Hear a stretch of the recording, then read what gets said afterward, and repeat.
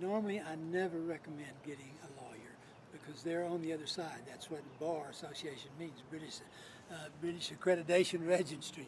But if you look at some of these search engines and find there are some people's doctors who say, you know, confession is what really leads to guilt. That's what and all the lawyers will try to Not fight. confession is good for the soul. Right, that's how we give up our rights, by confessing something that we don't have to give up. It's our rights anyway, you know. So there's some really good data on that already. This should be an even better one, particularly by focusing on the IRS, which is really the head of the snake. Well, I believe that most people give in. They give up they take a stand and they give it, like, I'm not going to have a driver license. And I don't, actually I don't. But, you know, I'm subject to being picked up and thrown in jail, arrested, ticketed, have to go to court, have to exhaust my energy to say, and in the Texas Administrative Code it says that people who have a valid Texas driver license are subject to, and it has page after page after page after page after page of driving on the sidewalk, spitting on the sidewalk, speeding, blah, blah, blah. In other words, you agree when you sign on the dotted line, when you apply to get that license, you agree to something you've never even seen or been shown. I consider that an unconscionable contract, but they consider that you've contracted with the state to run your life for you because you're not capable of doing it yourself. I say you are. I say you are. It's just a matter of education. I have one of my favorite teachers who teaches kids outside the standard school system. He taught my grandson, and the first thing he said to him is, we're not going to learn any dates, we're not going to learn any history, I'm not going to memorize when Christopher Columbus sailed the ocean blue. And for some of us, it's indelibly imprinted in there because we said it so much, 1492. Even sang it. Yeah, and sang it. He said, there's no point in committing any of these things to memory. He said, you have all the tools in the world. You have to learn this stuff to pass a test. Why? Why is the test dependent on your memory of dates, times, and places, when all you have to do is put a few words in Google and the world opens up for you? So we have far more information at our hands, at our fingertips, than I had through all the books and the library and everything growing up. We had to commit it to memory, certain facts, because it was easier. Now, well, my grandson took an algebra test the other day, and he said, they let us use our iPads. And I said, you used an iPad in a test? And he said, yeah. And I said, I hope only the calculator part. He said, nah, I can look up the answers. I mean, they let them use iPads, and what's the point in having a test? Just say, do you know how to use an iPad? Can you look up things on the internet? Keep our educators I doubt that, but it's dependent on, and here's the key there. It's dependent on the ability to read.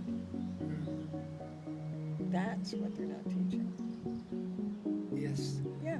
And you know, That's how the dumbing down happens. Yeah, and there's a great book, I always block on the writer, but The Deliberate Dumbing Down of America.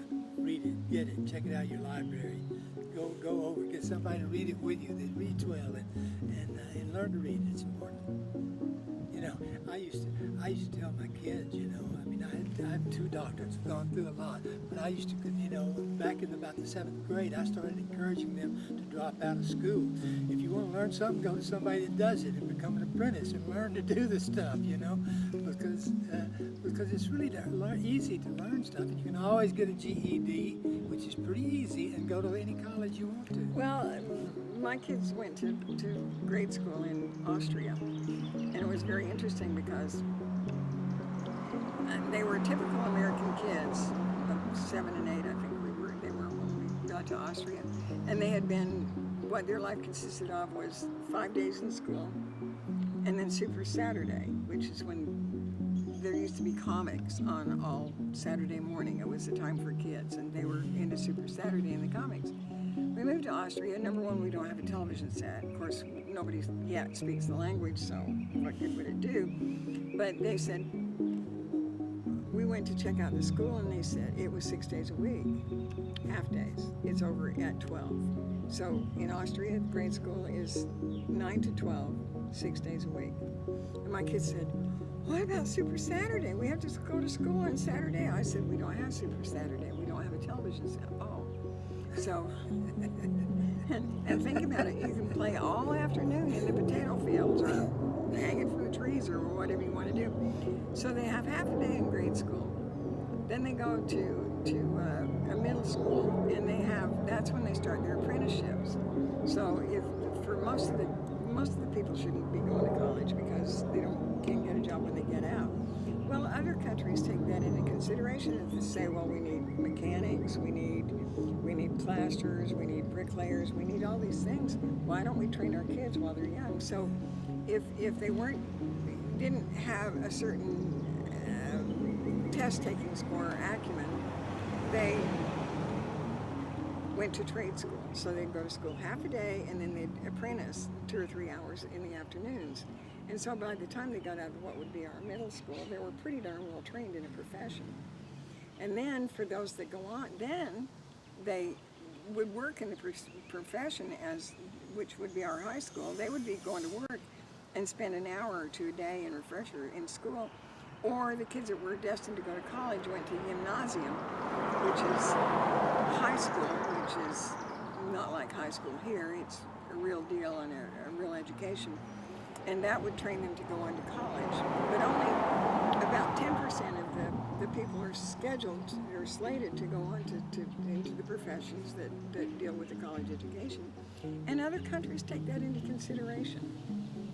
So they really, they're craftsmen. That way they maintain their craftspeople. And they're not bored in school. It's a really good incentive to keep kids in school or to give them training on the job. And it's really, really wonderful. But they don't do that here. But here, what they don't do is they don't teach people to read properly. Our schools don't educate to read properly. If you don't read properly, there's nothing going to happen for you ever. And these kids graduated from school now. Some of them can't read. Really? Yeah. Can't even make a sentence. Can't read. So Google is lost on them. Yes. So, what we have to do is totally change everything here. And we're just going to have a big crash, and you're going to have to help. But a great start is getting rid of the IRS. And, you've got stuff here that you don't even have to read. And a lot of you can read enough or accustomed enough to where you can find stuff on search engines that can give you the information, that give you the background that you need. Start looking around and do alternatives. Thank you very much for watching.